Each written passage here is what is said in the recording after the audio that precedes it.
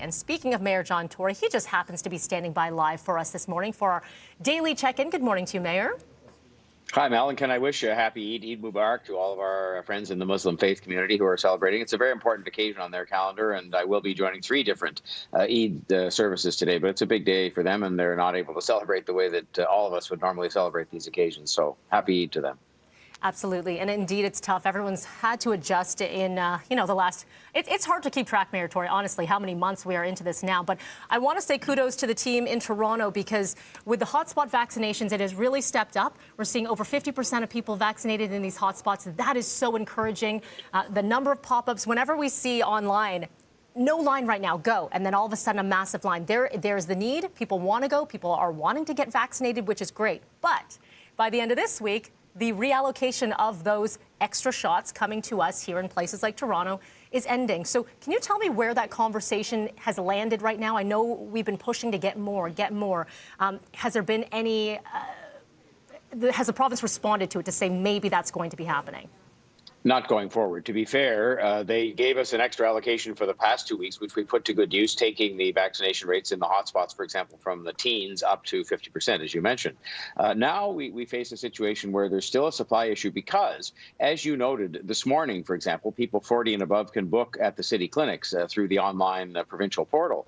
But if you have a situation where you're increasing the demand by allowing more people to book, which we support, and we have the capacity to deliver those injections to people, then you have to have the supply and the allowance for more appointments to go with it. Otherwise, it doesn't really make any sense, because you're pushing people way out into the future in terms of the ability to get an appointment or not even get one at all.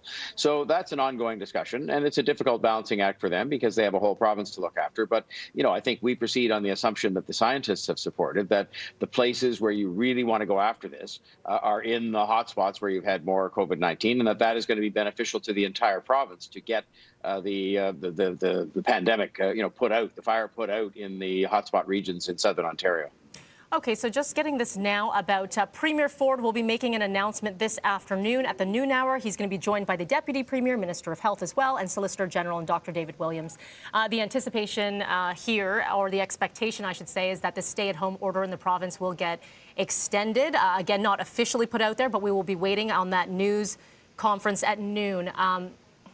Your thoughts on the extension of a stay-at-home order right now? Well, I think we have to do what the public health analysis suggests is right with respect to the numbers. And the numbers are improving. You've seen that we've had and people can't have it both ways. I mean, they can't sort of say that these lockdowns are wrong and don't work and then watch the numbers come down as we have a lockdown. And increased vaccination rates. And the two have always gone together. Keeping distance, which is enforced, as it were, by a lockdown, and then the vaccination rates, which are increasing sharply as we make big efforts in the city of Toronto and elsewhere to do that. And so I won't be surprised either if that's what they announce. We have not been told officially that's what they're doing, but I won't be surprised, because we're at a stage now where I think most of the analysts who are looking at this in a fair-minded, expert, objective way would say the numbers are better, but nowhere near good enough to allow us to, get the schools open and do the different things that we have to do to head back towards a normal life. And I think that's what we all want. We don't want a situation where we sort of try to reopen too fast and then end up in a worse situation or with some other wave, heaven forbid, like we have just been through.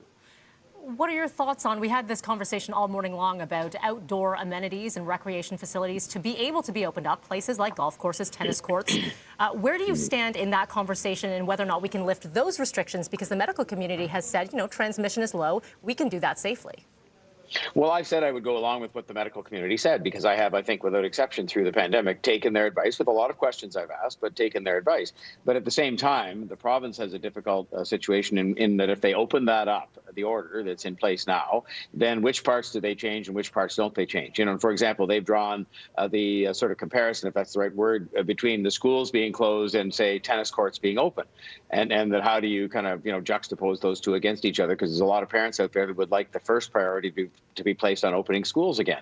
And so it's one of those things where I also do point out in the midst of all this that in a city like Toronto, we have 1,500 parks. They're open. The playgrounds are open because the government did reconsider its position on that. We have active TO, which is going to expand this weekend to include Lakeshore West. So there'll be even more space for people to enjoy on the streets that are going to be closed for that purpose, for skateboarding and cycling and walking and so on. And so, look, it's a difficult thing. You can't satisfy anybody no matter what you do. And I just think they have a difficult time on their hands. But, I've said I would go with what the doctors have said, but they have to make their own decision about that on the provincial order. And I guess we'll maybe learn more about that this afternoon. You got it. And that is happening at noon. You can watch that streamed live on our website, citynews.ca. Premier Ford holding that news conference. Mayor Tory, as always, we appreciate you taking the time with us every Thursday morning. Please do stick around because it is that time. Roll it. Okay.